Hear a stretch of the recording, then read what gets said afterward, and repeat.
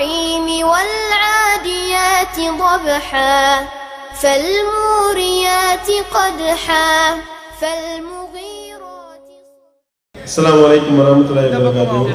அன்புக்குரிய சகோதரர்களே, தமிழ்நாடு தௌஹீத் ஜமாத் சந்தித்த விவாதங்கள், நாம விட்ட விவாத அறைகூவல்கள், அந்த விவாத அறைகூவலை ஏற்காமல் பின்வாங்கி ஓடி ஒளிந்தவர்கள், இந்த ஜமாத் எப்படி இந்த ஏகத்துவத்தை இந்த தமிழ் கூறும் மக்கள் மத்தியில் நிலைநிறுத்தி இருக்கின்றது என்பது குறித்த ஒரு சில செய்திகளை, அதாவது இந்த கடந்த ஒரு வருஷத்துல என்ன நடந்திருக்கின்றது என்பதில் முக்கியமான செய்திகளை மட்டும் இங்கே நம்ம பார்க்க இருக்கின்றோம். அதில் விவாதத்தை பற்றி தௌஹீத் ஜமாத்துக்கு சொல்லவே வேணாம். ஏன்னா எதிரிகள் என்ன சொல்றாங்கன்னா, தௌஹீத் ஜமாத்துக்கு தமிழில் மிக பிடிச்சமான ஒரு வார்த்தை விவாதம் தான். அதே நேரத்தில் நம்முடைய எதிரிகளுக்கு தமிழில் மிக பிடிக்காத ஒரே வார்த்தை தௌஹீத் ஜமாத்தோடு விவாதிப்பது. சரியா? அதுதான் யதார்த்தமான நிலைமை. ஏன்னா நம்ம விவாதங்கள்ல கேட்கக்கூடிய கேள்விகள், அவர்களுக்கு எதிராக நாம வைக்கக்கூடிய வாதங்கள், இவையெல்லாம் அல்லாஹ் தன்னுடைய திருமறையில சொல்லக்கூடிய, நாம் சத்தியத்தை அசத்தியத்தின் மீது வீசுகின்றோம், அது அசத்தியத்தை நொறுக்கி விடுகின்றது என்று அல்லாஹ் சொல்லக்கூடிய அந்த வசனங்களை உண்மைப்படுத்தக்கூடிய விதத்துல நாம் எழுப்பக்கூடிய கேள்விகள் இருக்கின்றது. அப்ப அவர்களை நோக்கி நாம கேள்விகளை எழுப்பும் பொழுதே அவர்கள் ஆட்டோமேட்டிக்கா அதுல இருந்து ஓட்டம் எடுக்கக்கூடிய ஒரு நிலையை பார்க்கிறோம். அல்தாஃபி கூட சொல்லி காண்பிச்சார், இந்த மாதிரி ஒரு அஜர்த்துமார்களுக்கு அவ்வளவு முக்கியத்துவம் கொடுக்கணும் அப்படின்லாம் போதிக்கப்பட்ட நிலை. அப்போ அஜர்த்து வந்தாருன்னா, என்ஜின் வருது குறிக்கால போவியா அப்படின்னு கேட்டாங்களாம். அப்போ அவர் சுன்னத் ஜமாத் மாணவராக இருந்திருக்காரு. இது தௌஹீத் ஜமாத் மாணவன் இதை போய் சொன்னா என்ன தெரியுமா? இன்ஜினா குறுக்கால போக கூடாதா? ஆமா, குறுக்கால போக கூடாது, அதுலதான் ஏறிக்கிட்டு போகணும் அப்படின்னு சொல்லுவாங்க. ஏன்னா இப்ப நம்ம சகோதரர்கள் எழுப்பக்கூடிய அந்த ஏகத்துவ சுடர் பிரகாசித்தவுடன் இங்கிருந்து வரக்கூடிய வாதங்கள் எல்லாம் அப்படிப்பட்ட வாதங்களாக வருகின்றது. அந்த அடிப்படையில கடந்த அந்த ஒரு வருஷத்துல முதல்ல நீங்க பாத்தீங்கன்னா, நம்ம வீரத்துறவி ஐயா அவருக்கு பகிரங்க அறைகூவல் நம்ம விடுத்தோம். அதாவது முஸ்லிம்கள் பெரிய அளவுக்கு தீவிரவாதிகளாக இருக்கின்றார்கள். எந்த அளவுக்குன்னா, ராஜபாளையம் அந்த பகுதியை மெயின் பண்ணி தான் சொல்றாரு. இந்த ராஜபாளையத்துல, இந்த விருதுநகர் மாவட்டத்தில் தமிழ்நாடு தௌஹீத் ஜமாத்தினுடைய அந்த ஆம்புலன்ஸ் அர்ப்பணிப்பு என்பது, ஆம்புலன்ஸ் சேவை என்பது பிற மத சகோதரர்களால் மெச்சப்பட்டு அந்த அளவிற்கு நம்ம மனிதநேய பணியில முன்னிலையில இருக்கின்றோம். இது வயிறறிஞ்சு போய் இது குறிப்பா அந்த விருதுநகர் போல பகுதிகள் எல்லாம் ஆம்புலன்ஸ்ல வச்சு இவர்கள் ஆயுதங்களை கடத்துகின்றார்கள் என்று சொல்லி வீரத்துறவி ஐயா பேட்டி கொடுத்தாரு. அப்ப நம்ம அதுக்கு பதிலடி கொடுக்கக்கூடிய விதத்துல, யார் தீவிரவாதி? முஸ்லிம்கள் தீவிரவாதிகளா இல்ல காவி பயங்கரவாதிகள் தீவிரவாதிகளா என்று சொல்லி பகிரங்க அறைகூவல் விடுத்தோம். ஆள் ஓட்டம் எடுத்தவர் தான். இதுக்கு முன்னாடி பல விஷயங்கள்ல விவாதத்துக்கு கூப்பிட்டோம்.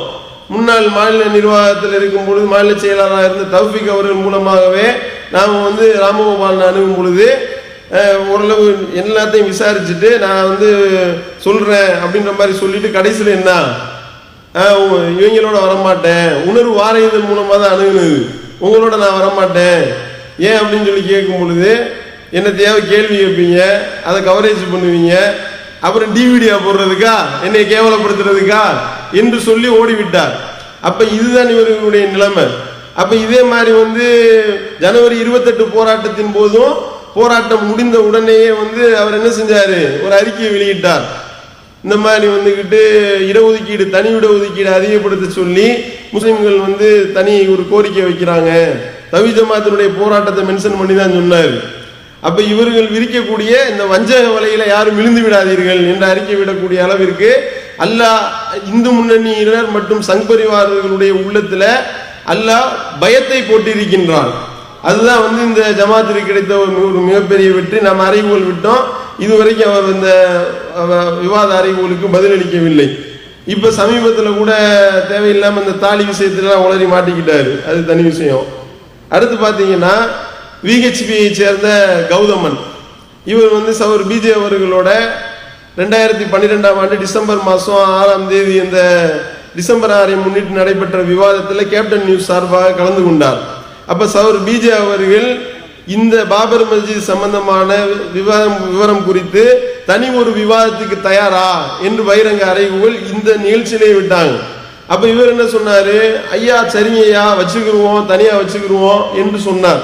அப்ப நம்ம என்ன செஞ்சோம், சவர் பிஜே அவர்கள் வந்து அவருடைய போன் நம்பர் விசிட்டிங் கார்டெல்லாம் வாங்கிட்டு வந்து நிர்வாகத்துல கொடுக்கும் பொழுது நான் தான் அவரை தொடர்பு கொள்றேன். இந்த கௌதம் என்றவரை நடுவில் உட்கார்ந்துருக்காரு பாருங்க, அவரை தொடர்பு கொள்றோம். அப்ப தொடர்பு கொண்டு கூப்பிடும் பொழுது நான் தயாரா இருக்கிறேன், விவாதம் நம்ம பண்ணிக்கிறலாம் அப்படின்னாரு. அப்ப எப்ப வச்சுக்கலாம், இப்ப ஒரு டேட்டை சொல்லிடுங்க, நம்ம ஒப்பந்தம் போட்டுக்கலாம்னு சொல்லும் பொழுது அப்ப சொல்றாரு ஒரு 3 மாசம் கழிச்சு பிப்ரவரியில பார்ப்போம் அப்படின்ற மாதிரி உலட்டுறாரு. அப்ப அதுக்கடுத்து அவர் திருப்பி அவர் சொன்ன நேரத்தில் தொடர்பு கொள்றோம், செல்லு சுவிட்ச் ஆஃப், ஆள் தொடர்பு இல்லைக்கு அப்பால் போயிட்டாரு. தொடர்பு இல்லைக்கு அப்பால் போறதுதான் நம்மளுடைய எதிரிகளுடைய வேலை. அந்த அடிப்படையில் தவி ஜமாத்தை பார்த்து இவர்கள் தொடர்பு இல்லைக்கு அப்பால் போயிட்டாரு. இது சம்பந்தமா வந்து நம்ம தினமொரு தகவல்ல இதை பேசுறோம். இந்த மாதிரி ஓடி போயிட்டாங்க, 1.5 வருஷத்துக்கு மேலேயாச்சு பதில காணா அப்படின்னோனையும் அதுக்கு ஒரு விளக்க வீடியோவை போடுறாரு. இந்த மாதிரி வந்துகிட்டு தவி ஜமாத்துக்காரன் தினமொரு தகவல் என்னை பத்தி பேசியிருக்கிறாங்க, முஸ்லிம்கள் என்றாலே பொய்யர்கள் தான், நான் வந்து விவாதத்துக்கு வர்றேன், நான் எங்க சொன்னேன், அது அம்புட்டும் பொய், நான் அப்படி சொல்லவே இல்லை, இவர்கள் எல்லாம் பொய்யர்கள் என்று சொல்லி சில பொய்யான தகவல்களை முன் வச்சார். இவருக்கு பதிலடி கொடுக்கக்கூடிய விதத்துல இவர் நம்ம இடத்துல பேசினார்ல, அந்த நம்ம தொடர்பு கொள்ளும் பொழுது வாய்ஸ் ரெக்கார்டிங் எல்லாம் போட்டு தான் தொடர்பு கொண்டோம். 2 வருஷம் ஆயிடுச்சு, மறந்துருப்பாங்கன்னு நினைச்சிருப்பாரு போல. அவர் விவாதத்துக்கு தயார் என்று சொன்ன அந்த ஆடியோ வாய்ஸ் வரைக்கும் வெளியிட்டோம்.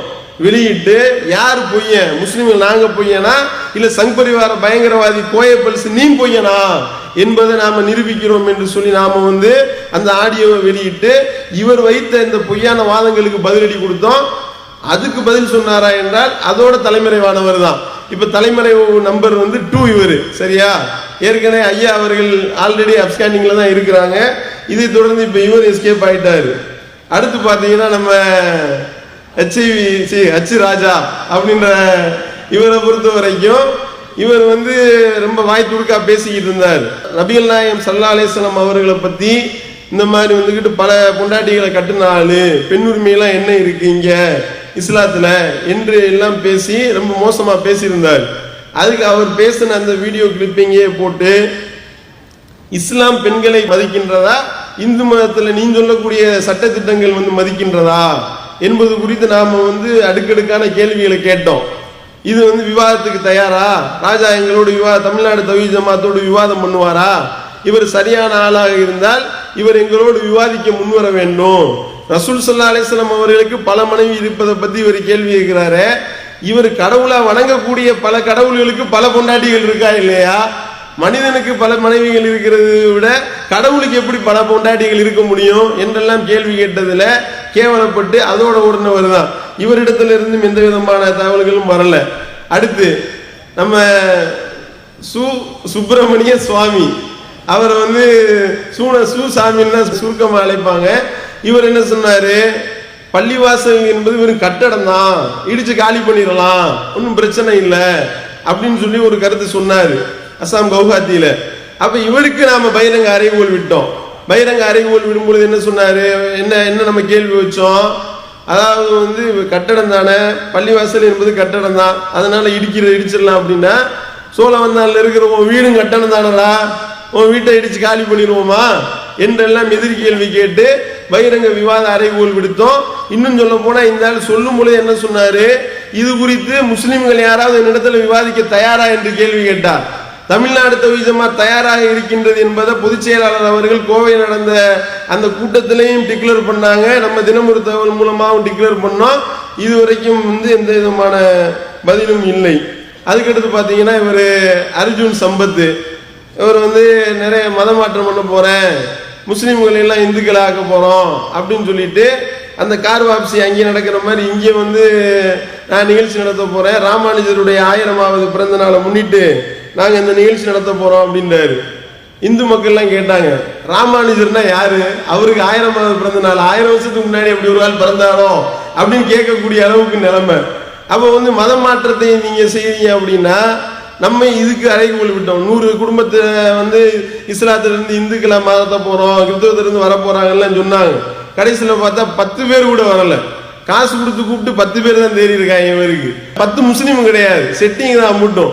அப்போ வந்து இந்த மாதிரி ஆள்கிட்ட நம்ம என்ன கேட்டோம், நீ வந்து இப்படி இந்து மதம் தான் சிறப்பு நீ சொல்றீல, இந்து மதத்துக்கு எங்களை கூப்பிடுறீல, அப்போ விவாதம் பண்ணுவோம். நம்ம 2 பேரும் விவாதம் பண்ணி இந்து மதம் தான் சிறந்த மதம், இதுல உள்ள சட்டத்திட்டம் கரெக்டானது, நீ வச்சிருக்கீங்கள வர்ணாசிரம கொள்கை, மனு தர்ம கொள்கை, இதெல்லாம் கரெக்ட் நிரூபித்தால் நாங்க மாறிடுவோம் உன்ட்ட, நீ எதுக்கு சிரமப்படுற என்று சொல்லி அறிவுகள் விட்டோம்.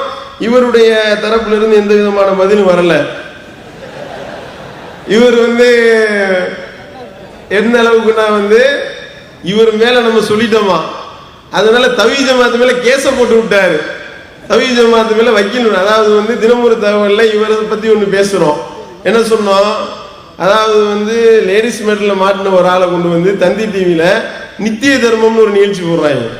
நித்திய தர்மம்னா என்னடா நிகழ்ச்சி அப்படின்னு கேட்டா, 2 பொம்பளைகளை கூட்டு வந்து ஒரு பொம்பளை வந்து குற்றச்சாட்டு சொல்றான். என்னம்மா அவங்களுக்கு பிரச்சனைன்னு இவர் கேட்கிறாரு.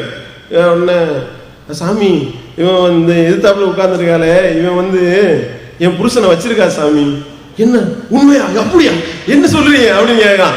அதிர்ச்சி அடைஞ்சு உடனே வந்து ஆமா சாமி, அதுக்கு ஏதாவது நீங்க ஆதாரம் எதுவும் வச்சிருக்கீங்களா?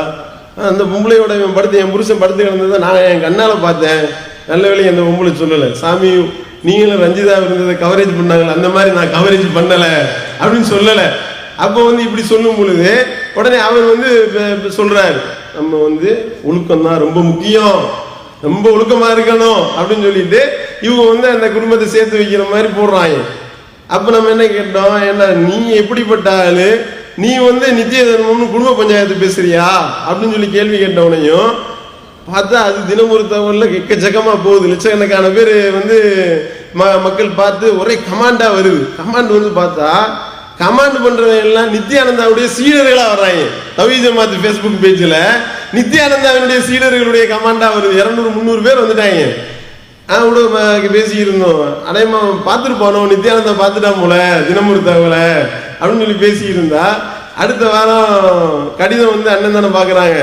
அப்ப அண்ணன் சொல்றாங்க, ஏங்க விஷயம் தெரியுமா உங்களுக்கு, என்ன நித்யானந்தா கேஸ போட்டிருக்காங்க அப்படின்னு. என்னென்ன சொல்றீங்க? ஆமா நீங்க பேசுற என் மேல கேஸ போட்டிருக்காங்க, பிஜே மேல போட்டிருக்காங்க.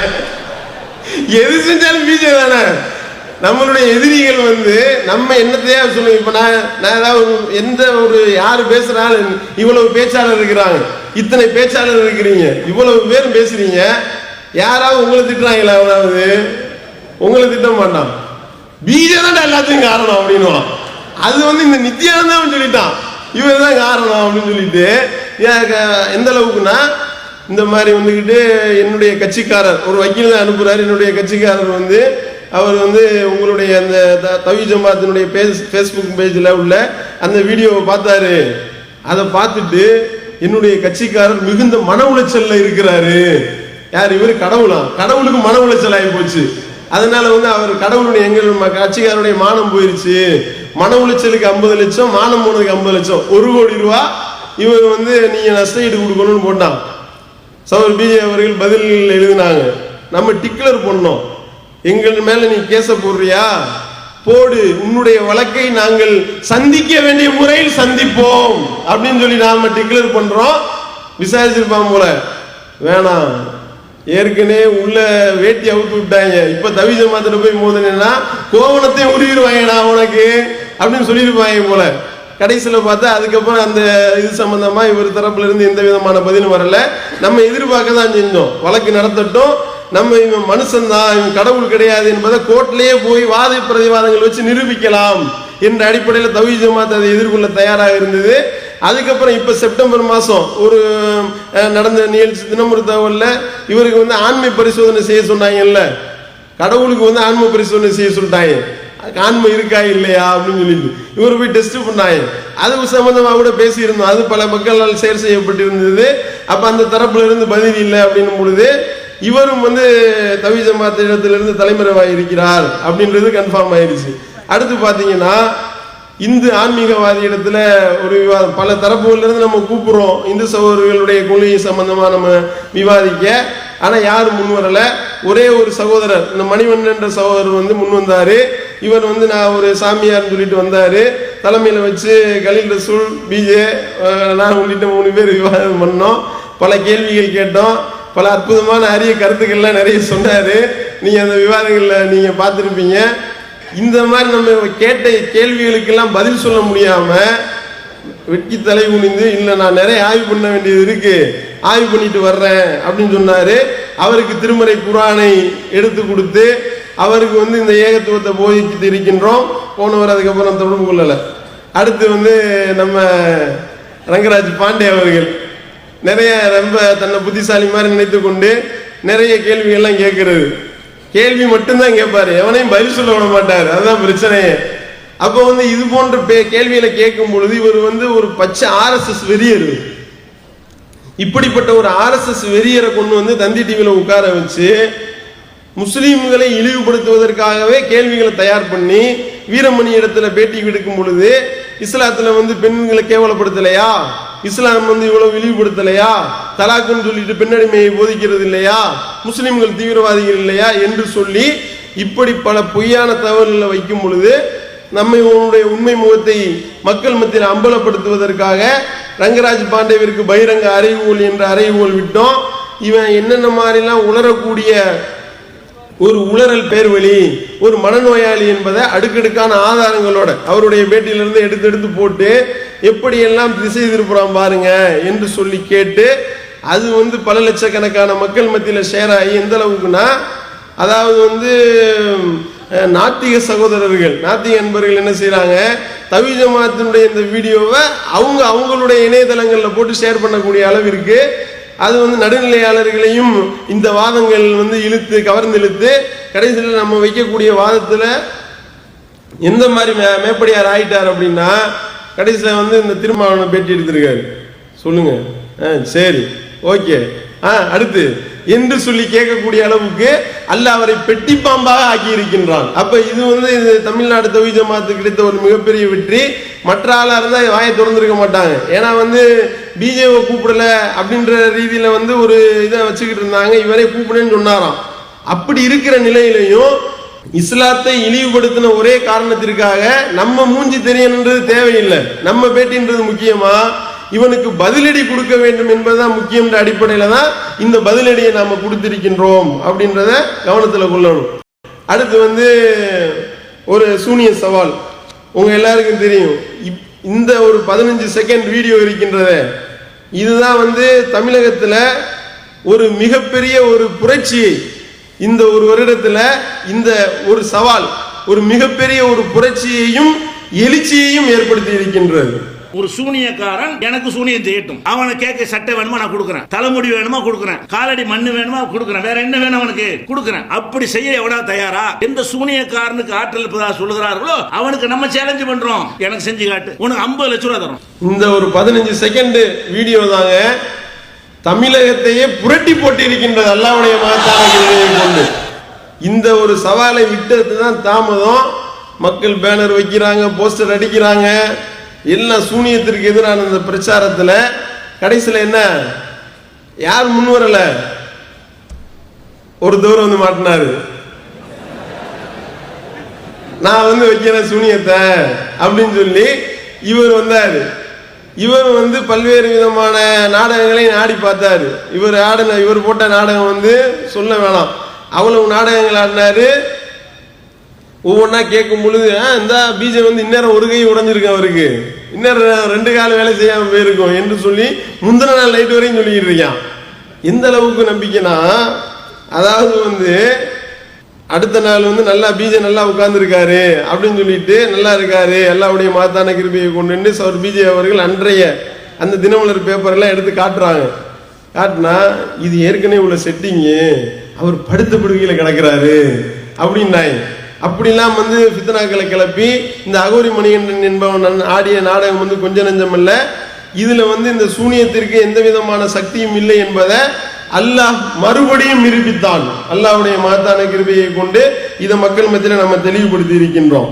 இதுல என்னன்னா, இதை பத்திரிகைகள் பார்த்த பார்வை, குமுதம் ரிப்போர்ட்டர்ல இருந்து ஜூனியர் விகடன்ல இருந்து எந்த அளவு இருக்கின்றா, இப்ப நீங்க பாக்குறது வந்து நக்கீரன்ல வெளிவந்த செய்தி. நக்கீரனை பொறுத்த வரைக்கும் அவங்க எடுத்திருக்க கொள்கை என்னன்னா, தவி ஜமாத் வந்து நக்கீரனை கண்டிச்சு போராட்டம் நடத்தி இருக்கின்றோம். நக்கீரன்ல தமிழ்நாடு தவி ஜமாத்தின் பேர் வராது. தவி ஜமாத்தை பத்தி எதுவும் எழுதக்கூடாது. பிஜேபி பத்தி எதுவும் எழுத மாட்டோம். இதுதான் வந்து நக்கீரனுடைய எழுதப்படாத விதியாக இருக்கின்றது அவங்கள கண்டிச்சதுல இருந்து. ஆனா குமுதம் ரிப்போர்ட்டர் எழுத, ஜூனியர் விடன்ல எழுத, இன்னும் வந்து சன் நியூஸ்ல இதற்காகவே சிறப்பு செய்தி வாசிக்கக்கூடிய அளவுக்கு அல்லாஹ் ஒரு புரட்சியை ஏற்படுத்தினான். அப்ப இந்த அடிப்படையில் வேற வழி இல்லாம எழுத வேண்டிய நிலைமைக்கு அல்லாஹ் தள்ளலாம். எந்த அளவுக்குன்னா அந்த செய்தியை நீங்க பாத்தீங்கன்னா, அந்த ஒரு முஸ்லிம் பிரமுகர் மண்ணடியில் இருக்கும் அந்த முஸ்லிம் பிரமுகரின் அலுவலகம் சென்று அவரை பார்த்து பிஜேனே வராது, அந்த ஒரு முஸ்லிம் பிரமுகர், அந்த ஒரு அமைப்பு அவரிடத்திலே கேட்டார்கள், அவருக்கு சூனியம் வைத்தார்கள் என்று சொல்லி, நீ யாரை பத்தி எழுதக்கூடாதுன்னு நீ நினைச்சியோ, எந்த அமைப்பை பத்தி நீ எழுத கூடாது என்று திட்டம் தீட்டினாயோ அந்த திட்டத்தை முறியடிச்சு அல்லாஹ் அந்த அமைப்பினுடைய அந்த சவால் குறித்து ஒண்ணு எழுத வச்சானா? இதுதான் இந்த ஏகத்துவ உறுதிக்கு கிடைத்த வெற்றி. சரியா? அதோடு மட்டும் இல்லாம அதிலேயே திருப்பி அதுக்கடுத்து உள்ள அந்த சவால் குறித்தும் வெளியிட்டு இருக்கிறாங்க. ஜோசியக்காரர்களுக்கு அடுத்து ஒரு அறிவிப்பு அடிச்சிருக்காரு என்று சொல்லி அடுத்த அறிவிப்பையும் வந்து சொல்லி இருக்கிறாங்க. அடுத்து வந்தவர் நம்ம இடத்துல மாட்டினவர் திருப்பூர் தீன் என்பவர். இவர் வந்து 5 பேருக்கு சூனியம் வச்சுட்டு போனாரு. 5 நபர்களுக்கு பிஜே அவர்கள் வந்து அதிகமா ரொம்ப பேசுறதுனால அவங்க வந்து ஊமையா போயிடுவாராம். ரஹமத்துல்லா வந்து கோவை ரஹமத்துல்லா கோமால போயிடுவாரு. அதே மாதிரி நான் வந்து குருடா போயிடுவேன். அதே மாதிரி வந்து எம்ஐ சுலைமான் அவர்கள் கிறுக்கு பிடிச்சி ட்ரெஸ் இல்லாம அலைவாரு. கலீல் ரசூல் வந்து ஒரு கால் ஒரு கை விளங்காம போறாரு. நான் 144 நாள் ஆளை காலி பண்ணுவேன்னு சொல்லி இவர் வச்சாரு. கடைசியில் என்ன நடந்துச்சு? அவரே வாக்குமூலம் கொடுக்குறாரு பாருங்க. அதாவது வந்து அவங்களே அன்னைக்கே அவங்க வந்து ஒரு அதாவது வந்து 5 பேர் கொண்ட ஒரு குழு வந்து ஒன்னா உட்கார்ந்து என்னை வந்து நான் கேட்ட கேள்வியில இருந்தே பதில கொடுத்து என்னை லாக் பண்ணிட்டாங்க. அதாவது வந்து 5 பேர் கொண்ட ஒரு குழு வந்து ஒன்னா உட்கார்ந்து என்னை வந்து நான் கேட்ட கேள்வியில இருந்தே பதில கொடுத்து என்னை லாக் பண்ணிட்டாங்க. வந்ததுக்கு அப்புறம் அந்த வீடியோ போட்டு பார்த்ததுக்கு அப்புறம் தான் எவ்வளவு பெரிய முட்டாள்தனத்தை நம்ம எவ்வளவு சர்வசாதாரணமா செஞ்சுட்டு இருக்கோம். விவாத ஒப்பந்தத்துல நம்ம கேட்ட கேள்விகள் எல்லாம் வந்து அவருக்கு கிடுக்கு பிடி போடக்கூடிய அளவிற்கு அல்லாஹ்வுடைய கிருபையை கொண்டு அவருக்கு எந்த விதமான ஆற்றலும் இல்லை, படைச்ச இறைவனுக்கு தான் சக்தி இருக்குன்னு நம்ம கேட்ட கேள்விகள் அவருடைய அந்த விஷயத்தை அம்பலப்படுத்தி இருக்கு. இது வந்து நம்மள்ட்ட பேசுறப்ப தெரியலையா, அந்த டிவிடி அவர் திரும்பி போட்ட பார்த்தப்பதான் தெரிஞ்சுச்சான். அந்த அளவுக்கு அல்லாஹ் வந்து இந்த இடத்துல வெற்றியை கொடுத்தா. கடைசியில் அவரே தன்னுடைய வாயால நம்முடைய சகோதரர்களை சொல்றாரு. எப்படி சொல்றாருன்னு பாருங்க. இதுல தோத்தவனையும் சூனியம்லாம் கிடையாதுங்க. நான் ஊரை ஏமாத்திட்டாங்க, இத்தனை நாளா பொழைச்சேன், ஊரை ஏமாத்திட்டா தின்னேன், இப்படித்தான் வாழ்ந்துருக்கிறேன். இந்த சரீரத்துல ஓடுற ரத்தம் பூராமே அயோக்கியத்தனமா திருடி சம்பாரிச்சு வாழ்ந்தவன் தான் நான் என்னைய ஒத்துக்குவேன். இந்த சரீரத்துல ஓடுற ரத்தம் பூராமே அயோக்கியத்தனமா திருடி சம்பாரிச்சு வாழ்ந்தவன் தான் நான் என்னைய ஒத்துக்குவேன். சூனியம்ன்றதே ஒண்ணு கிடையாதுன்றாரு. இது அல்லாஹ் கொடுத்த மிகப்பெரிய வெற்றியா இல்லையா? அல்லாஹ் அவருடைய வாயில இருந்து சூனியம்ன்றதெல்லாம் ஒண்ணு கிடையாது, இது எல்லாமே வந்து அயோக்கியத்தனம் நான் பண்ண என்று சொல்லி அவருடைய வாயில இருந்து அல்லாஹ் வரவழைத்தான்.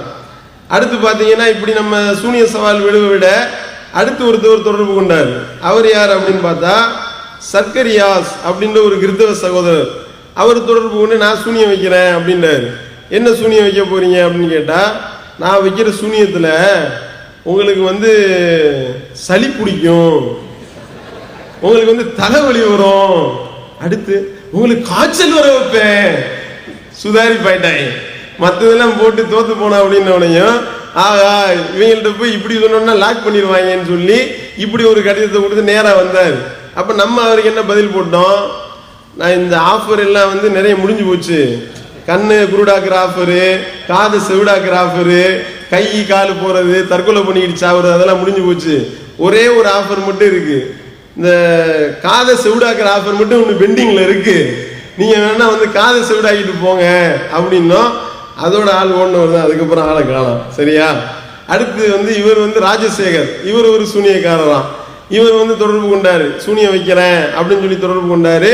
சரி வைக்க வாங்க அப்படின்னு சொல்லி கூப்பிட்டோம். இல்லைங்க 6 மணிக்கு மேலே வர்றதா இருந்தா ஒரு 2 பேரை கூட கூட்டிட்டு தான் வர முடியும் அப்படின்றாரு. ஏங்க தனியா வர வேண்டியதானே, உங்களுக்கு எதுவும் பயமா? இல்ல எனக்கு 6 மணிக்கு மேல 2 கண்ணும் தெரியாது அப்படின்றாரு. அப்போ உங்களுக்கு என்ன சூனியம் வச்சு எல்லாத்தையும் காலி பண்ணிடுன்றீங்க, உங்களுக்கு இப்படி செய்ய முடியாதா என்று கேட்க அதுக்கு பல விதமான விஷயங்கள்லாம் சொல்லி உழப்பி கடைசியில் என்னாச்சு, கூப்பிட்டு உட்கார வச்சு கலீல் ரசூல் பாய் தான் கேட்டார். அப்துல் ரஹ்மான் உட்கார்ந்துருக்காருல்ல, அவருக்கு தான் சூனியம் செய்ய சொன்னோம். என்ன சூனிய சவால்னா, அதாவது வந்து வெள்ளை துணியை முன்னாடி விரிச்சு வச்சிருவோம், விரிச்சு வச்ச வெள்ளை துணியில 1 மணி நேரத்துல மீசையில இருந்து உள்ள முடி ஃபுல்லா கொட்ட வைக்கணும். இதுதான் வந்து சூனிய சவால் அப்படின்னோடனே ஆள் அரண்டு போய் இன்னும் நான் அமாவாசை அன்னைக்கு வர்றேன், அடுத்த அமாவாசைக்குன்னு ஓடினவர் தான். இது வரைக்கும் அவருக்கு அமாவாசை வரல. சரியா? அடுத்து வந்து இது வந்து பெங்களூர்ல இருந்த ஒரு சூனியக்காரர் ரஜாக் என்பவர் வந்து அந்த பகுதியில் வந்து ஒரு பெரிய ஒரு சூனியக்காரரா வித்தக்காரரா தன்னை காட்டி கொண்டிருக்கின்றார்.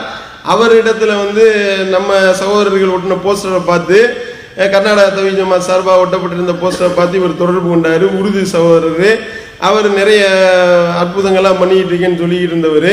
அவரை கூப்பிட்டு உட்கார வச்சு ஒப்பந்தம் போட்டோம். அப்போ ஒப்பந்தம் போடும் பொழுது நான் நிறைய அற்புதம்லாம் பண்ணுவேன், இந்த இருக்கு நூல் இருக்கு, இந்த நூலை வச்சு எல்லாதெல்லாம் பண்ணுவேன்டாரு. அப்படியா அப்படின்னு கலீல் பாய் கேட்டாரு. அப்படியா, நூலை வச்சு என்ன வேணாலும் பண்ணுவீங்களா? எல்லா அற்புதம் பண்ணுவேன். அந்த பக்கத்துக்கு எதிர்த்தாப்புல அந்த பக்கம் வந்து ஒரு தென்னை மரம் இருந்துச்சு. நீங்க என்ன செய்யனா, இந்த நூலை போட்டு இந்த தென்னை மரத்துல இருந்து ஒரு 3 இளநீ பிடிங்கி கொடுங்க அப்படின்றாரு. உடனே என்ன இது, ஒரு முசல்மான் வந்து அற்புதம் செய்வதாக சொன்னா சந்தோஷப்பட வேணாமா, இப்படியா கேவலப்படுத்துவீங்க அப்படின்றாரு. உடனே கலீல் பாய் கேட்டாரு, இளநீ பிடிங்கி தர முடியுமா முடியாதா, அதை மட்டும் சொல்லி கொடுக்க முடியுமா முடியாதா அப்படின்னோடனையும் இல்ல அப்படின்னு சொல்லிட்டு இது பண்ண. மறுபடியும் திரும்ப அவரிடத்துல கேள்விகளை கேட்டு லாக் பண்ண. பதில் சொல்ல முடியாம அந்த இடத்துல என்ன சொல்லிட்டாரு, இல்ல சூனியம் என்பது ஃப்ராடு, பித்தலாட்டம், நான் வந்து இது தவறுதான்றதை உணர்றேன். அப்ப என்ன செய்ய போறீங்க, தௌஹீத் ஜமாத்துல உறுப்பினர் ஆகணும், என்ன செய்யணும் அப்படின்னு கேட்டாரு. அப்ப தௌஹீத் ஜமாத்துல உறுப்பினர் ஆகணும்னா நீங்க தௌஹீதை ஏத்துக்கிறேன்னு சொல்லி அவர் களிமா சொல்லி கொடுத்து அவர் அல்லாஹ்வுடைய கிருபையை கொண்டு ஒரு முஸ்லீம் ஆக்கி விட்டுட்டு வந்தாச்சு. சரியா? அடுத்து உலக ஜோதிடருக்கு ஒரு அறைகூவல். அதாவது அகோரி மணிகண்டன் சம்பந்தமா வந்து அந்த நிகழ்ச்சியில உலக ஜோதிடருக்கு ஒரு அறைகூவல் என்று சவர் பிஜே அவர்கள் அறைகூவல் விடுறாங்க. ஆனா உலகத்திலேயே ரொம்ப தெளிவான ஆட்கள் யாருன்னா இந்த ஜோசியக்காரங்க தான். ஏன் தெரியுமா, ஒரு பைய கூட நம்ம வலிச்ச வேலையில விளையலங்க. அம்புட்டு பேர் அவ்வளவு தெளிவா இருக்காங்க. ஜோதிடம் பொய்ன்றதுல அம்புட்டு பேர் அவ்வளவு தெளிவா இருக்காங்க. வேணாண்டா, அவங்கள்ட்ட போனா கிட்னி எடுத்துருவாங்கடா, வேணாம் போயிட வேணாம் அப்படின்னு சொல்லிட்டு ஒரு ஆளும் வரவில்லை. எந்த அளவுக்குன்னா ஈரோடு உள்ளிட்ட பகுதிகளில் ஒட்டியிருந்தாங்க. ஜோசியத்தை சொல்லி தர்றதுக்கு ஒரு இன்ஸ்டியூட் நடத்துறதா போஸ்ட் ஒட்டி இருக்கிறான். அதுக்கு பக்கத்துல நம்ம சகோதரர்கள் போஸ்ட் ஒட்டுறாங்க. ஆனால் அதுல இருந்து போன் பண்ணுவான், அம்மாவுக்கு போன் பண்ணி கேட்கிறான், வரமாட்டேன்றான். அப்படின்னும் பொழுது இது பொய்ன்றது தெரியுதா இல்லையா? இதன் மூலமாக ஜோசியர்களுடைய உண்மை முகம் வந்து அம்பலப்படுத்தப்பட்டது. அதுக்கடுத்து இங்க திருப்பூர் தீன் சேப்பாக்கத்தில் நடந்த பொதுக்கூட்டத்துல 1 கோடி சவால், குருடர்களை பார்க்க வைத்தால், செவிடர்களை கேட்க வைத்தால், ஊமையை பேச வச்சா, முடவரை நடக்க வச்சா, இறந்தவர்களை உசுரோட வர வச்சா 1 கோடி ரூபாய் என்று சவர் பிஜே அவர்கள் சவால் விட்டாங்க.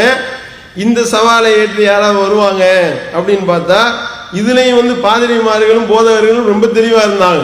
ஆளுங்க போனா வந்து அம்பலப்படுத்திடுவாங்க அப்படின்றதுல. இதுல என்ன செஞ்சாருன்னா ஒரு ஆள் வந்து வேலண்டியரா வந்து மாட்டினாரு. அவரா நம்ம கரெக்டா வலை விரிச்சு வைக்க ஆள் வந்து உமா சங்கர் அப்படின்றவரு. அவர் பேட்டியில் என்ன சொன்னார், நாங்க செத்து போன ஆளுகளுக்கெல்லாம் நான் உசுறு கொடுப்பேன் அப்படின்றாரு. அப்போ வந்து அவருக்கு தனியா ஒரு போஸ்ட் ஒன்று போட்டோம். சரி ஓகே, அப்போ 1 கோடி ரூபாய் தர்றோம், நீ வந்து செத்த பணத்தை எல்லாம் உசுரோட ஆக்கி வை அப்படின்னு. இது ஒரு மிகப்பெரிய ஒரு தாக்கத்தை ஏற்படுத்தி இது குறித்து குமுதம் ரிப்போர்ட்ல தனியா ஓடி வருக கோடி பெருக உமா சங்கருக்கு ஜெயினுல் சவால் அப்படின்னு சொல்லி ஒரு தனி செய்தியை வெளியிட்டாங்க. எந்த அளவுக்குன்னா உமா சங்கர் வந்து தௌஹீத் ஜமாத்துக்கு எதிராக செய்த பொய் பிரச்சாரங்கள், அதுவும் இஸ்லாத்துக்கு எதிராக செய்த பிரச்சாரம், இஸ்லாத்துல பெண் உரிமை கிடையாது, இஸ்லாம் வந்து படு மோசமான மார்க்கம் என்பதற்கெல்லாம் பதிலடி கொடுக்க விதத்துல உமா சங்கருக்கு பகிரங்க அறைகூவலை விடுத்து நாம வந்து அறைகூவல் விட்டோம், பகிரங்க அறைகூவல் விட்டோம், விவாத அறைகூவல் விட்டோம். அந்த விவாத அறைகூவலை அவர் ஏற்றுக்கொள்ளவில்லை. அதை கண்டித்து போராட்டம் நடத்தினோம். இப்ப தமிழ்நாடு தௌஹீத் ஜமாத்தினுடைய இந்த எதிர்ப்பின் காரணமாக இப்ப அவருடைய அனைத்து பிரச்சாரங்கள் இல்லாம அவர் வந்து ஒளிந்து ஓய்ந்து இருக்கின்றார் அப்படின்றத இங்க பதிவு பண்ணிக்கிறோம். அடுத்து வந்து ஈரோடுல ஒரு சகோதரி இடத்துல நடந்த விவாதம். ஈரோடு மாவட்டம் இங்கிருந்து தான் கூப்பிட்டுருந்தாங்க.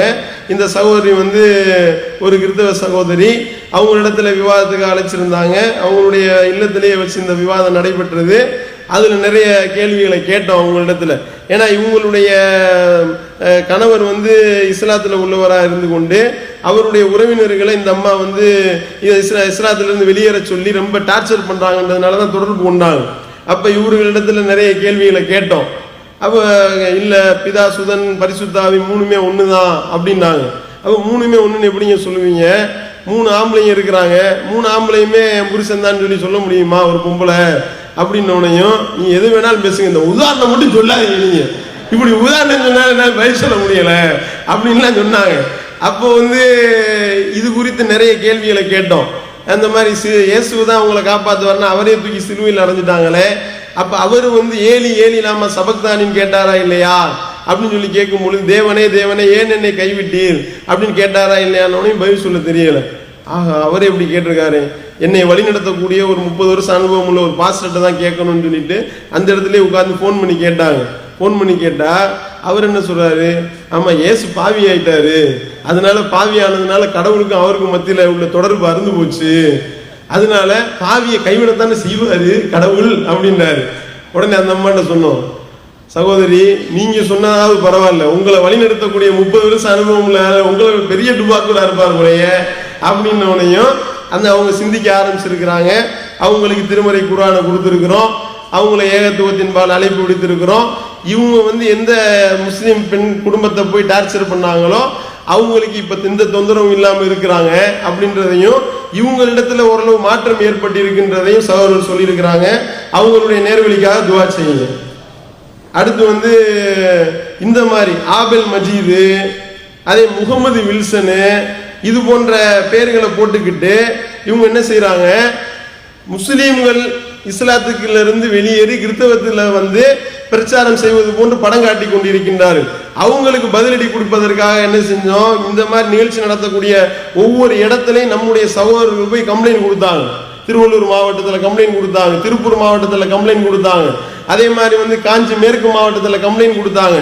சரியான முறையில் மாநில நிர்வாகத்தினுடைய வழிகாட்டுதலின் அடிப்படையில் இந்த கம்ப்ளைண்ட்டுகள் கொடுக்கப்பட்ட நிலையில போலீஸ் தரப்புல இருந்து இந்த விளையாட்டுலாம் வச்சுக்கிறாத, முகமது வில்சனா இஸ்லாத்துல இருந்து வெளியேறி ஒருத்தவன் போயினானா அவன் எப்படி முஸ்லிமா இருப்பான், நீ ஏன் குழப்பம் பண்ற என்று அவர்களுக்கு எச்சரிக்கை செய்யப்பட்டு அந்த நிகழ்ச்சிகள் எல்லாம் அல்லாஹ்வுடைய மகத்தான கிருபையை கொண்டு இத்தகைய குழப்பத்தை ஏற்படுத்தக்கூடிய நிகழ்ச்சிகள் தமிழ்நாடு தௌஹீத் ஜமாஅத்துடைய முயற்சிகள் மூலமாக முறியடிக்கப்பட்டிருக்கின்றது.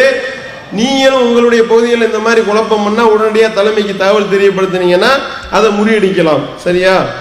அதுக்கடுத்து பார்த்தீங்கன்னா தமிழன் டிவியில் நைட்டு 10 to 11 மணி வரைக்கும் உட்கார்ந்துக்கிட்டு இஸ்லாத்தை தப்பும் தவறுமாக, திருமறை குர்ஆனுடைய வசனங்களை தப்பும் தவறுமாக ஒரு நபர் பேசிக்கொண்டு மக்களை முஸ்லிம்களிடத்துல நிறைய சலசலப்பை ஏற்படுத்தினாரு.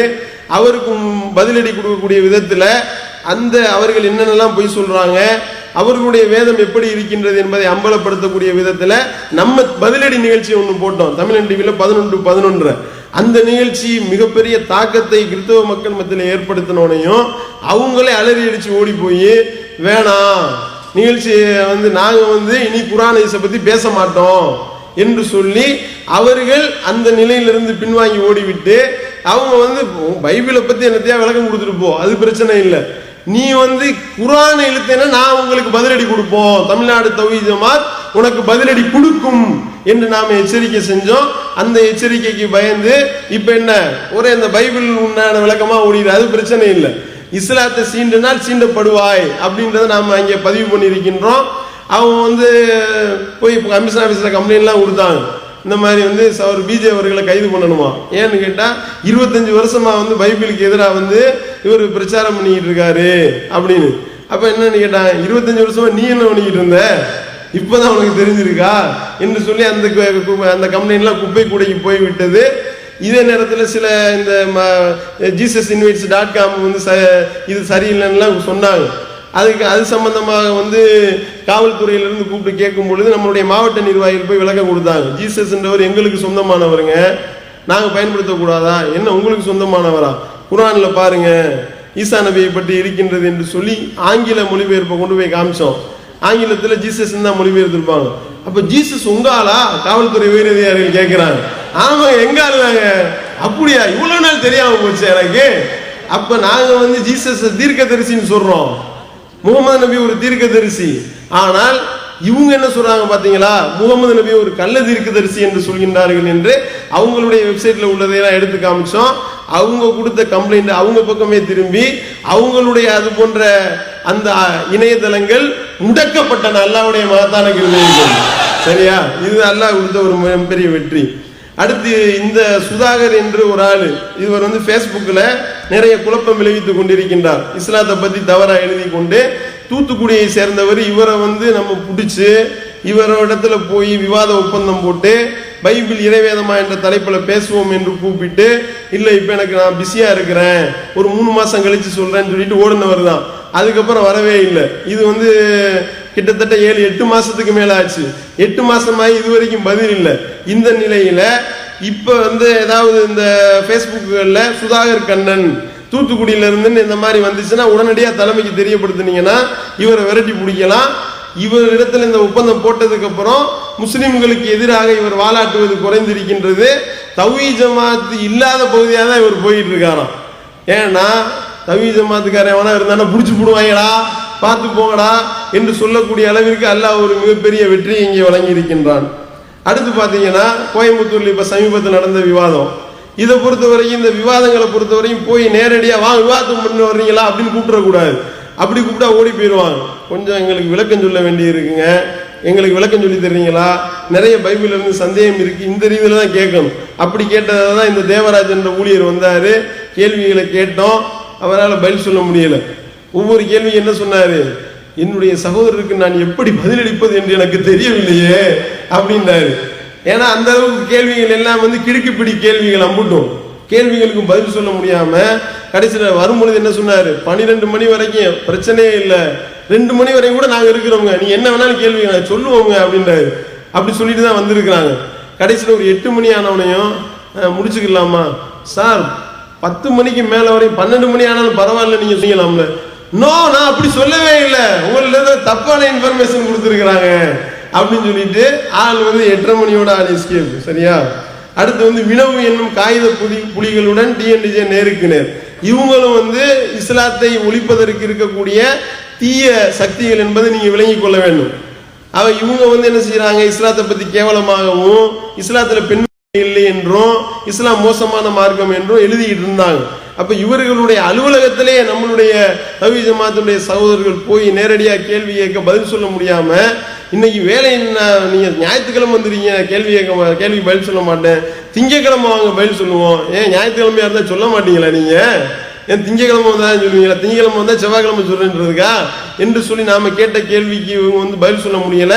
இப்ப இஸ்லாத்தை நோக்கி வா தோலா என்று இவர்களுக்கு மரண அடி கொடுக்க இவர்களிடத்திலிருந்து வந்த ஒரு சகோதரர் அவர் வந்து இவர்களுடைய மோத்திரையை கிழிக்கக்கூடிய விதத்துல அம்பலப்படுத்தி கொண்டிருக்கின்றார். இந்த தொடரை நீங்க பார்த்திருப்பீங்க உணர்வுல. அடுத்து பாத்தீங்கன்னா இந்து பேப்பர்ல இஸ்லாத்தை பத்தி கொச்சைப்படுத்தி பெண்களுடைய அந்த பர்தா சம்பந்தமாக அந்த ஒபாமாவுடைய மனைவி அவங்க வந்து இப்படி ட்ரெஸ் பண்ணிட்டு போனாங்களாம். பாருங்க, இந்த மாதிரி போனது வந்து கேவலம், பாத்தீங்களா எப்படி பெண்ணுரிமை பாத்தீங்களா அப்படின்லாம் கேட்டாங்க. அப்ப இவரிடத்துல நம்ம கேள்வி கேட்டோம், ஏன்டா அவங்க சவுதி அரேபியாவுக்கு போனா மட்டும் ஏன் உனக்கு எரியுது, இதுக்கு முன்னாடி மன்மோகன் சிங் இருக்கும் பொழுது இதே மாதிரி தானே ஒபாமாவுடைய பொண்டாட்டி வந்தாங்க, அப்ப ஏன் நீ இதை குத்தமா சொல்லல என்று கேள்வி கேட்டோம். இதே மாதிரி வந்து மன்மோகன் சிங் பொண்டாட்டி அவங்க பரதா போட்டு வெளிநாடு போனாங்களா இல்லையா, அப்ப நீங்க கேள்வி கேட்க வேண்டியது தானே என்று கேள்வி கேட்டோம். பதில் சொல்ல முடியல. அதுக்கடுத்து சமத்துவம் இருக்கும் சவுதி அரேபியா என்று இவர்களே எழுதினார்கள். பகிரங்க அறைகோல் விடுத்தோம், விவாதத்துக்கு தயாரா என்று கூப்பிட்டோம். இவர்கள் எழுதின பொய்யான செய்திகள் குறித்து நோட் பண்ணி தினம் ஒரு தகவலையும் பேசுறோம், உணர்வு வார இதழையும் எழுதினோம். தினம் ஒரு தகவல் பேசி மறுநாள் அந்த வீடியோ சென்றடையுது. அதுக்கு அடுத்த நாள் என்ன செய்யறாங்க, நல்ல புள்ள மாதிரி ஒரு சிறு திருத்தம், இதுக்கு முன்னாடி நல்ல சில தப்பா போட்டுட்டோம் என்று சொல்லி அப்படி அந்தர்வள்ளி அடிக்கிறாங்க. அதுக்கடுத்து விவாத அறைகோல் செய்தி போகுது. அந்த தொடரை அடுத்த நாளே அப்படியே நிப்பாட்டி விட்டார்கள்.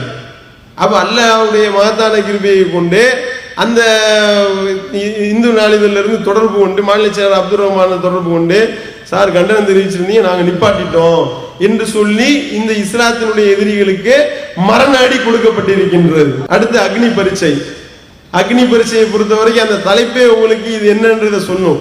இது ஒரு மிகப்பெரிய அளவுக்கு வந்து ஆழமான கேள்விகளை உள்ளடக்கி வரக்கூடியவர்களை திணறடிக்க வைக்கக்கூடிய விதத்துல உண்டான கேள்விகளை கேட்பாங்க. இந்த நிகழ்ச்சியில இதுவரைக்கும் 4 தடவை சகோதரர் பிஜே அவர்களை இந்த நிகழ்ச்சிக்கு அழைத்திருக்கிறாங்க. வேற யாரையும் இந்த அளவுக்கு 4 தடவை அழைத்தது கிடையாது. அந்த அளவுக்கு இந்த ஜமாத்தின் மேல மக்கள் நம்பிக்கையை ஊட்டக்கூடிய விதத்தில் இந்த நிகழ்ச்சி அமைந்திருக்கின்றது. இதுல பிரமத சகோதரர் ஒருத்தவர் கமாண்ட் போட்டிருந்தார். இந்த குணா என்பவர் 1 மணி நேரம் கேள்வி கேட்டிருந்தாரு. இன்னும் 2 மணி நேரம் கேள்வி கேட்டிருந்திருப்பாரு, ஆனால் அவர் முஸ்லீமா மாறி இருப்பாரு என்று சொல்லக்கூடிய அளவிற்கு அந்த நிகழ்ச்சி அமைந்திருந்தது. அதுல ஆலூர் ஷானவாஸ் கூட எழுதியிருந்தார். அவரு தவ்ஹீத் ஜமாத் பிடிக்காது, ஆனா அவர் என்ன எழுதியிருந்தாரு, அடுத்த ஆட்கள் ஒவ்வொரு சமுதாய தலைவர்கள் என்று சொல்லக்கூடியவர்களும் எப்படி பயான் பண்ணணும், எப்படி பொது நிகழ்ச்சியில டிவி நிகழ்ச்சிகள்ல பதிலளிக்க வேண்டும் என்பதை சகோதரர் பிஜே அவர்களை பார்த்து கற்றுக்கொள்ளுங்கள் என்று சொல்லக்கூடிய அளவுக்கு அவர் அந்த ஆலூர் ஷானவாஸ் என்பவரை குறிப்பிட்டிருந்தாரு. இது இந்த நிகழ்ச்சிக்கு கிடைத்த ஒரு மிகப்பெரிய வெற்றி. அதோடு மட்டும் இல்லாமல் இந்த குணா என்பவர் அவருடைய அந்த இணையதளத்துல இந்த செய்தியெல்லாம் போட்டிருந்தாரு. ஒவ்வொருத்தவருடைய கிளிப்பையும் ஏற்றுவார், அப்லோடு பண்ணுவார். அளவுக்கு அதிகமாக கடந்த ஆண்டு ஷேர் பண்ணப்பட்டிருந்தது ஸ்டாலினுக்கு அடுத்து சகோதரர் பிஜே அவர்களுடைய வீடியோ தான். அந்த அளவிற்கு இந்த ஒரு நிகழ்ச்சி ஒரு மிகப்பெரிய தாக்கத்தை ஏற்படுத்தியது. அதுக்கடுத்து பாத்தீங்கன்னா அதிலே தாரு தௌஹீதோட நடந்த விவாதம். இதுல 4 நாள் நடந்த விவாதத்துல கொள்கையற்றவர்கள் யார் என்ற தலைப்புல குர்ஆனுக்கு முரண்படக்கூடிய செய்திகள்ல, அதாவது இந்த அந்நிய ஆணுக்கு பால் கொடுக்க சொன்னாங்க ரசூல் ஸல்லல்லாஹு அலைஹி வஸல்லம் என்ற செய்தி குறித்து ரொம்ப அது குறித்து கேள்வி கேட்டதுல இந்த இவர் தான் கதாநாயகன் அருகம் என்பவர், இவர் அருமையான ஒரு விளக்கம் கொடுத்தாரு.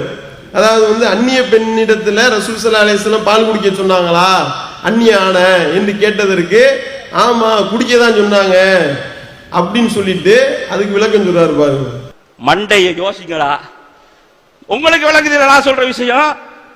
எவ்வளவு நுணுக்கமான லொஜிக்கான குர்ஆன் இது, எவ்வளவு நுணுக்கமான அறிவுபூர்வமான ஹதீஸ் இது. சஹலா போய் சொல்லுது, யார சொல்லா அவர் பெரியவர் வாடியலா ஈக்குதே. ரசூல்லா சொல்றாங்க எனக்கு தெரியாதாம்மா அவர் பெரியவர், குடுமா குடுமா குடுமா எனக்கு தெரியாதா அவர் பெரியவர் குடுமா.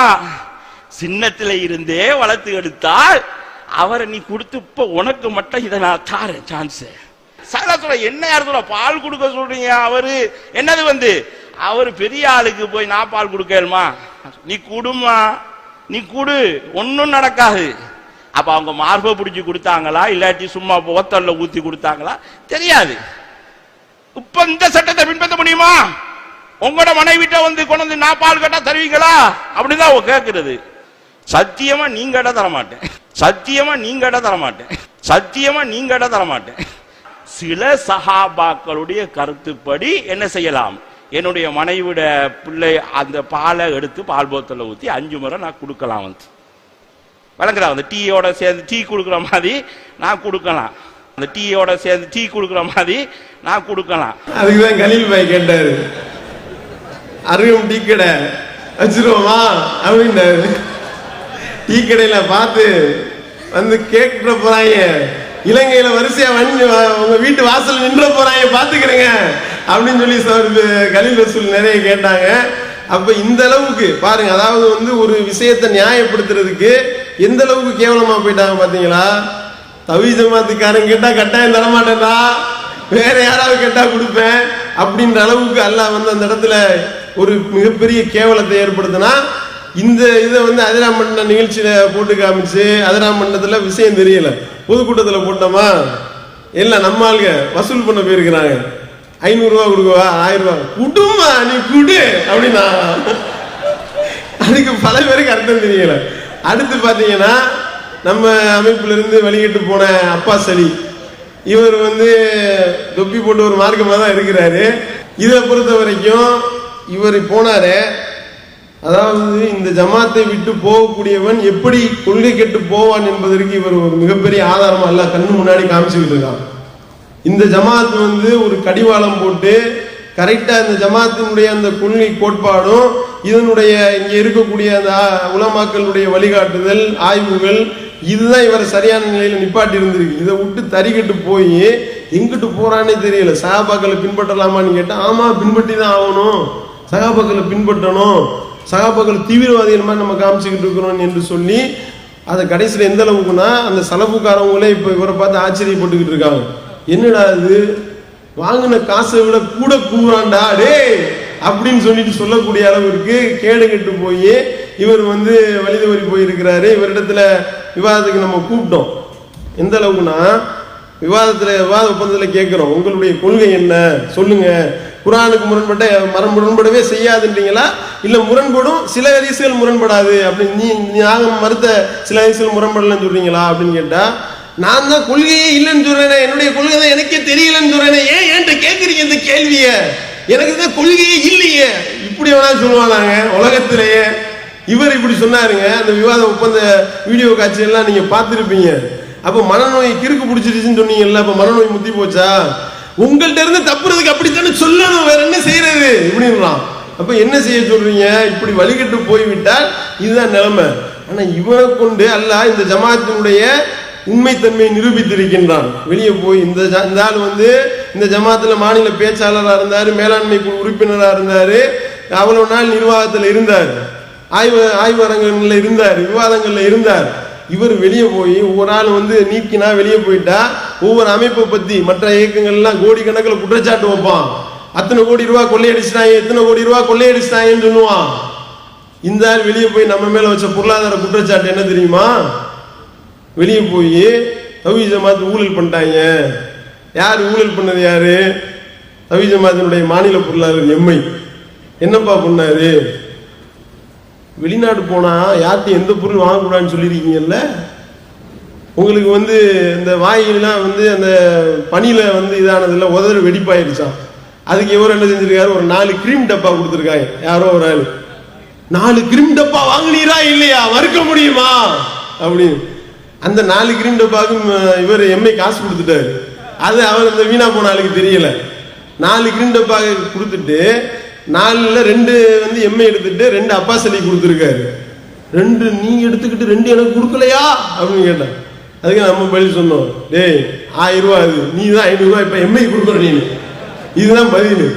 அப்ப என்னன்னா வெளியே போன ஆளு குற்றச்சாட்டு வைக்கிறான், கோடி கோடியா. இவ்வளவு நாள் நம்ம இடத்துல இருந்த கணக்கு வழக்கு அனைத்தும் தெரியும். இந்த ஜமாத்தினுடைய தூய்மையை அல்லாஹ் இந்த அநியாயக்காரன் மூலமா நிரூபித்திருக்கானா இல்லையா? எவ்வளவு பெரிய இது வந்து பாவிகளின் மூலமாகவும் அல்லாஹ் நேர்வழி அல்லாஹ் வந்து இந்த மார்க்கத்தை வலுப்படுத்துவான்னு சொல்றானே, அதுக்கு இது ஒரு மிகப்பெரிய உதாரணமாக இருக்கின்றது. அதுக்கடுத்து பாத்தீங்கன்னா அன்சார் தப்லீக்னு ஒரு ஆளு விவாத ஒப்பந்தம் போட்டோம். சௌர் பிஜே அவர்கள் இலங்கையில உள்ள அன்சார் தப்லீக் விவாதத்துக்கு கூப்பிட்டாங்க. கடைசியில் அந்த ஆள் பார்த்தா, இந்த வர்றேன், இந்த எனக்கு விசா கிடைக்கல, எனக்கு வந்து அக்கௌண்ட் நம்பர் ஓபன் பண்ண சொல்றாங்க, எனக்கு அக்கௌண்ட் கிடையாது என்று சொல்லி 1 வருஷம் இழுத்தடிச்சு கடைசியில் நம்ம மக்கள் என்ன போட்டிருக்காங்க? இப்படி போட்டிருக்காங்க, இப்படியாவது நீ வந்து ஏரோப்ளேன்ல ஏற்றி உன்னை இப்படி தள்ளி விட்டாவது நீ விவாதத்துக்கு வருவியா வரமாட்டியா என்று சொல்லி கேட்கக்கூடிய அளவிற்கு இதுவரைக்கும் விசா எடுக்கல. இதுவரைக்கும் ஸ்பான்சர் லெட்டர் வேணுமா, லெட்டர் எழுதி கொடுத்தா இந்த லெட்டர்ல இது சரியில்லை, அந்த சரி நீயாவது எழுதி கொடுப்பா, அதை நான் எழுதி தர மாட்டேன், நீங்களா எழுதித்தாங்க என்று சொல்லி ஓட்டம் எடுக்கக்கூடிய ஒரு நிகழ்வை நாம பார்க்கின்றோம். இவர் யாரு? இவர் ஜாக்கி ரஹமத்துல்லா இருந்தாரு. இவர் ஒரு நிகழ்ச்சி நடத்தினார். நம்ம மக்கள் போய் கேள்வி கேட்டாங்க, குர்ஆன் ஒளியில் பில்லி சூனியம் உண்டு அப்படின்னு சொல்லிட்டு ஒரு தலைப்புல பேசுறதா போட்டிருந்தாங்க. அப்ப நம்ம மக்கள் போய் சூனியம்ன்றது இருக்கு, ஓகே, பில்லின்றது என்னது அப்படின்னு கேட்டாங்க. பில்லியா? யாரு சொன்னா பில்லின்னு? இல்லைங்க, அந்த போஸ்டர்ல இப்படிதானே அடிச்சிருக்கீங்க. போஸ்டர்ல எனக்கு அந்த தலைப்பா போட்டாங்க, எனக்கு தெரியலையே, எனக்கு தெரியாம எனக்கு கேட்காம தலைப்பு போட்டாங்களோ அப்படின்னு சொல்லி அந்த இடத்துல கேவலப்பட்டு கடைசியில கேள்வி மேல கேள்வி நம்ம மக்கள் கேட்கிறாங்க. என்ன சொன்னாரு தெரியுங்களா? டயத்தை பாருங்க, இசா டயம், இசா தொழுவாத ஆளுக்கெல்லாம் கேள்விக்கு பதில் சொல்ல முடியாது போகடா அப்படின்னு சொல்லி அனுப்பக்கூடிய அளவிற்கு அல்லாஹ் கேவலத்தை ஏற்படுத்துகின்றான். இந்த அளவுக்கு தான் இவர்களுடைய கொள்கை உறுதி. அதுக்கடுத்து பிறை விவாதம், பிறை சம்பந்தமா கேள்வி கேட்டு ஜாக்கினுடைய தரப்புல இருந்து கடிதம் அனுப்பியிருந்தாங்க. நம்ம கூப்பிட்டோம், விவாதத்துக்கு அழைச்சு வாங்க விவாதம் பண்ணுவோன்னு அறிவுகள் விட்டு 1 மாசம் ஆக போகுது, பதில் இதுவரைக்கும் காணா. 2 மாசத்துக்கிட்ட ஆகுது, இதுவரைக்கும் பதில காணா. இதுதான் இவர்களுடைய ஓட்டம் எடுக்கக்கூடிய நிலைமை. அடுத்து பாத்தீங்கன்னா இவர் வந்து ரொம்ப ஓவரா பேசிக்கிட்டு இருந்தார். போன ரமலான்ல லைவ்ல உட்கார்ந்துக்கிட்டு அவர் பிஜே அவர்களை கல்வி குடிக்கிறது, எந்த கேள்வி கேட்டாலும் தௌஹீத் ஜமாத்தை பத்தி பேசுறான் அந்த ஆள். அப்ப நம்ம என்ன செஞ்சோம், யார் இவர், இவருடைய உண்மை முகம் என்ன, அந்த மாதிரி ஓரின சேர்க்கை செய்தவர், பொம்பளைகளை தன்னுடைய கட்டுப்பாட்டில் வைத்திருந்தவர், இப்படி வந்து ஹஜ் சர்வீஸ் சொல்லி மோசடி செய்யக்கூடியவன் பேர் சொல்லல, யார் இவரை பற்றி ஆகஸ்ட் மாசம் வரப்போகுது அப்படின்னு மறுநாள் உட்கார்ந்துக்கிட்டு நான் தான் அது என்னைய பத்தி தான் உன்னை பத்தி பேரை சொல்லல. அப்போ உனக்கே தெரியுது குற்றமுள்ள நெஞ்சு குரு இருக்கும்னு. கடைசியில் என்ன ஆச்சு, மக்களே அவர்களை அம்பலப்படுத்தினாங்க. இவர் எப்படிப்பட்ட ஆளு, இவர் எவ்வளவு ஆபாசமா ஒரு ஆளை வந்து திட்டினது, அந்த ஆடியோக்களையெல்லாம் அந்த மக்களை நாங்க பாத்துக்கிறோம் நீங்க விட்டுருங்க என்று சொல்லி சொன்னாங்க. அதோட ஓடினவர் தான் இப்ப இந்த கருத்து கந்தசாமி ஆளை காணாம், எதுலையும் கருத்து சொல்ல காணாம். சூனியத்துக்குலாம் சொன்னாரு, சோதரலே சூனியம் இருந்தது சோதரலே, இப்ப இல்ல சோதரலே அப்படின்னாரு. இப்ப பார்த்தா ஆளை காணாம், இவரே இல்லாம போயிட்டாரு. அடுத்து பாத்தீங்கன்னா ரசாதி ஹஜரத், இவரை பொறுத்த வரைக்கும் இவருடைய முன்னேற தொழில் அவர் பிஜே அவர்களை திட்டுறது மட்டும்தான். கொடுக்குற காசுக்கு தகுந்த மாதிரி பிஜேபி திட்டுவாரு. போய் போட்டாரு, எங்க மேலப்பாளையத்துல போய் பேசினாரு. ரசாதி பேசினதுக்கு என்ன சொன்னாரு, அப்பா சலின்றவர் வந்து மாற்றிட்டான் பாத்தீங்களா அப்படின்னாரு. ஏண்டா இங்க இருந்து ஒரு கழிவு வெளியேறி இருக்குன்னா நாங்க சந்தோஷப்பட வேண்டியது. வயிற்றுல இருந்து ஒரு கழிவு இப்போ பாத்ரூம் போயிட்டு வரோம்னு வைங்களேன், யாராவது வந்து வருத்தப்படுவோமாங்க? நம்மள அம்மாடி 1/2 கிலோ போயிருச்சம்மா என்ன செய்யறது அப்படின்னு வருத்தப்படுவோமா? யாரும் வருத்தப்பட மாட்டாங்க. கழிவு வெளியேறுகிறா, இங்க பாரு உன்னுடைய இதெல்லாம் இருந்து இந்த ஏகத்துவத்தை ஏற்றுக்கொண்ட இந்த ஏகத்துவ ஆலிம்களுடைய படையை பாரு என்று சொல்லி நெல்லை மேலப்பாளையத்துல உனக்கு பிஜே எல்லாம் பதில் சொல்ல மாட்டாரு, சின்ன பையன் கரீம் தான் பதில் சொல்லுவாரு அப்படின்னு சொன்னோமே. அவர் அடி கொடுத்தாரு, பதில் வாயை தொடர்ந்து பதில் பேசினாரா? காணாம். அதுக்கடுத்து போட்ட இடங்கள்ல எல்லாம் மரண அடி. நேதாஜி நகர்ல போய் போட்டாரு. நேதாஜி நகர்ல தான் இங்க கிளிப்பிங்க போட்டு ஆரம்பிக்கணும், பிஸ்மில்லான்னு ஆரம்பிச்சு விட்டோம். காரி துப்பி பதில் சொல்ல முடியாம அதுக்கடுத்து நேதாஜி நகர் பக்கமே தலை வச்சு படுக்கல, எல்லாம் கேவலத்தை ஏற்படுத்தினான். அதே மாதிரி வந்து கோயம்புத்தூர்ல போய் பேசினாரு, கோயம்புத்தூர்ல போய் கிளிப்பிங்க போட்டோம். அதே மாதிரி கம்பத்துல போனாரு, கம்பத்துல 1 மணி நேரம் ஓடிச்சு. அதுதான் முழுமையா கிளிப்பிங் போட்டு அம்பலமா இருந்தா பாதியிலே திறந்து வந்துட்டாங்க. அதுவும் நல்ல ஒரு வெற்றியை கொடுத்துருக்கிறான். அதே மாதிரி வந்துகிட்டு லெப்பக்குடி காலில் போய் பேசினாரு, கிளிப்பிங்க போட்டோம். கிளிப்பிங்க போட்டு அதுக்கு அடுத்த வாரம் பெரம்பலூர்ல கூட்டம் அவருக்கு, மறுநாள் நம்ம கூட்டம் நானும் ரஹமத்துல்லாஹி பேசுறோம் சொன்னோம். அடுத்த வாரம் வர்றாரு, நீ வர போற, இந்த கேள்விக்கெல்லாம் நீ பதில் சொல்லி ஆக வேண்டும், இல்லாட்டினா மக்கள் விட மாட்டாங்கன்னா. பெரம்பலூர்ல வந்து எந்த விதமான கேள்விக்கும் பதில் சொல்லாம ஒரே பெண்கள் வந்து பள்ளிவாசலுக்கு வரலாமா கூடாதா, வரக்கூடாதுன்னு பேசியிருந்தாரு. அங்கே போய் வரக்கூடாதுன்னு நான் எங்க சொன்னேன்? அடுத்த கிளிப்பிங் நமக்கு கிடைச்சிருச்சு. உன்னைய பத்தி அம்பலப்படுத்த அடுத்த கிளிப்பிங் ரெடி, நான் சொல்லவே இல்லையே அப்படின்னு சொல்லிட்டு இந்த மாதிரி வந்துகிட்டு இதுதான் மார்க்கத்தில் உள்ளது அப்படி முதல்ல தடுத்தாங்க, முதல்ல அனுமதிச்சாங்க, அப்புறம் கூடும் கூடாதுன்னு உழப்பி விட்டுட்டு நாளைக்கு ஒரு விடலை பையன் வருவான், அந்த விடலை பையனதையா பேசுவான், சரி கேட்டுட்டு போங்க அப்படின்னு போயிட்டான். அதை நம்ம என்ன செஞ்சோம், எங்களை விடலை பையன் நீங்க சொல்லியிருக்கீங்க, அதனால உங்களை நாங்க மரியாதையா அப்பா அப்பானே நாங்க சொல்றோம், ரசாதி அப்பா அவர்களேன்னு சொல்லி அவருக்கு பதில போட்டாச்சு. சரியா? அதோட வந்து ஓய்வு போய் கிடக்கிறாரு. அடுத்து ஹுசைன் அலி உமரி என்று சொல்லி சலப்பு கூட்டம். இவர் வந்து நடத்தின நிகழ்ச்சியில போய் நம்ம மக்கள் கேள்வி கேட்டு பதில் சொல்ல முடியாம திணறி காரைக்கால் பூந்தமல்லி இப்படி வந்து இவர்கள் நடத்துற நிகழ்ச்சியில நம்ம போய் கேள்வியை கேட்டோம், பதில் சொல்ல முடியல. பாமர மக்கள் கேட்கிற கேள்விக்கு பதில் சொல்ல முடியலங்க. மகரிப்ல ஆரம்பிச்ச நிகழ்ச்சியில கேள்வி கேட்டா பதில் சொல்ல முடியாம இசா கேப்ல ஓடி போய் ஒளிஞ்சிட்டாராம். நம்ம ஆளுக்கு என்ன செஞ்சிருக்காங்க, ஃபாரூக் பாய் தான் அவர் தலைமையில தான் அனுப்பியிருக்கிறோம். ஃபாரூக் பாய் வந்து ஹுசைன் அலி உமரின்ற ஒரு பக்கத்துல போய் நிக்கிறாரு. நின்னா ஃபாரூக்கை வந்து சலஃபால் நினைச்சிட்டான் போல, அநியாயத்துக்கு கேள்வி கேட்டுக்கிட்டு இருக்காங்க, பதில் சொல்ல முடியல, இந்த பக்கம் ஏதாவது வழி இருந்தா சொல்லுங்க, இங்கிட்ட ஓடி போயிடுறேன் அப்படின்னு இருக்கான். உடனே இவர் திரும்பி பார்த்துருக்காரு, பக்கத்துல உள்ள ஆளு, இவன் தானே அந்த கொள்ளக்கார கூட்டத்துக்கே தலைவன் அப்படின்ற மாதிரி இவரை பார்த்து கண்ணை காமிச்சு இவர்கிட்ட போய் சொல்லிருக்கியா அப்படின்னு சொல்ல கேவலப்பட்டு, ஏங்க இவர் ஒரு உமரிங்க, ஒரு மார்க்க உலமாவா இருக்க ஆலிமாவா இருக்கின்றார், பாமர மக்கள் கேட்கக்கூடிய கேள்விக்கு உன்னால பதில் சொல்ல முடிந்ததா? அல்ல எப்படிப்பட்ட இழிவை ஏற்படுத்தலாம் பாரு இவங்களுக்கு. இப்படிதான், இதுதான் வந்து சத்தியத்தின் முன்னாடி அசத்தியவாதிகளுடைய நிலைமை. அடுத்து இப்ப எண்டுக்கு வந்துட்டோம். இவர் வந்து என்ன சொன்னாலும் அதை தலைகீழா பேசக்கூடிய ஒரு நபரு. இவருடைய ஆட்டம் வந்து கொஞ்சம் இப்ப கொஞ்சம் இந்த டூம் மேட்டருக்கு அப்புறம் ஓடிக்கிட்டு இருக்கு. எல்லாத்தையுமே கடவுளாக்கிக்கிட்டு நாங்க வந்து சொன்னோமா, அந்த அதிகாரத்தை உங்களுக்கு தந்தது யார் இப்படியே கேட்பாரு, இப்படியே ஆட்டிக்கிட்டே இருப்பாரு கைய. சரியா? விஷயம் ஒண்ணு இருக்காது. இவருடைய கூட்டம் வந்து புதுநகரத்துல வந்தாங்க. வந்த மக்கள் அவங்க வந்து 20 ஆலிம்கள் கிட்ட வந்தாங்க. நானும் எம்ஏ சுலைமான் போன நிகழ்ச்சியில கிளின்னு கிழிச்சு 56 தலைப்பு, ஏற்கனவே 4 தலைப்பு விவாதம் பண்ணியிருக்கோம்ல, நீ கொடுத்த தலைப்பு 4 தலைப்பு, அடுத்து நாங்க தருவோம் 4 தலைப்பு, அந்த தலைப்புல உன்னால விவாதிக்க தயாரா என்று கேட்டால் அந்த இடத்துல ஓட்டம் எடுத்து ஓடினார்கள். அதுதான் அவர்களுடைய நிலைமை. சரியா? இதுக்காக உட்கார்ந்து இருக்கிறாங்க. சரியா? சாம்பாருக்காக உட்கார்ந்துருக்காங்க, வேற ஒன்றும் இல்லை. அடுத்து இவர் யாரு? இவர் தான் இந்த 1 கோடி ரூபாய் சவாலை ஏற்றுக்கொண்டு வந்த ஒரே நல்ல மனிதர். இவர் தான் மந்திரவாதி ரமேஷ். இவர் வந்து இந்த மாதிரி நான் வந்து ஊமையை சரியாக்குறேன்னு சொன்னாரு. கூப்பிட்டு உட்கார வச்சு பேசணும். சௌர் பிஜே ஒரு இடத்துல அவங்க தான் கடிதத்தை ஃபார்வேர்டு பண்ணியிருந்தாங்க. ஒருத்தர் வர்றேன் இருக்காரு, என்ன செய்யறது, வழக்கம் போல பண்ணி விடுங்க அப்படின்றாரு. அதோட கூப்பிட்டு உட்கார வச்சு கேட்டோம்.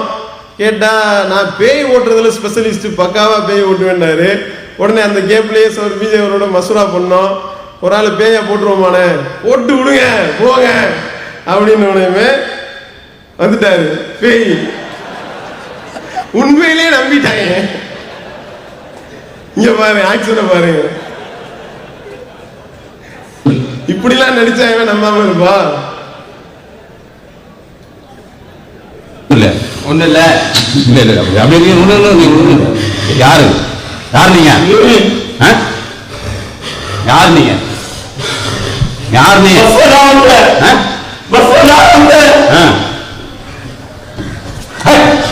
யாருக்கா? என்னவா என்னவா என்ன பாருடா? நான் யாரு தெரியுமா?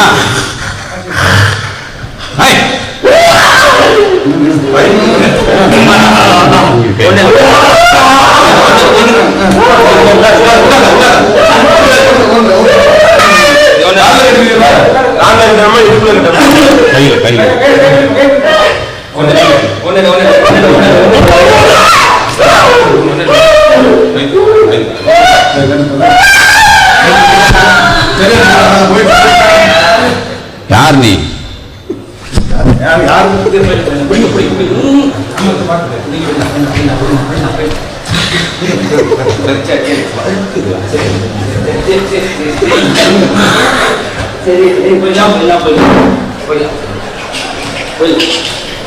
சட்டை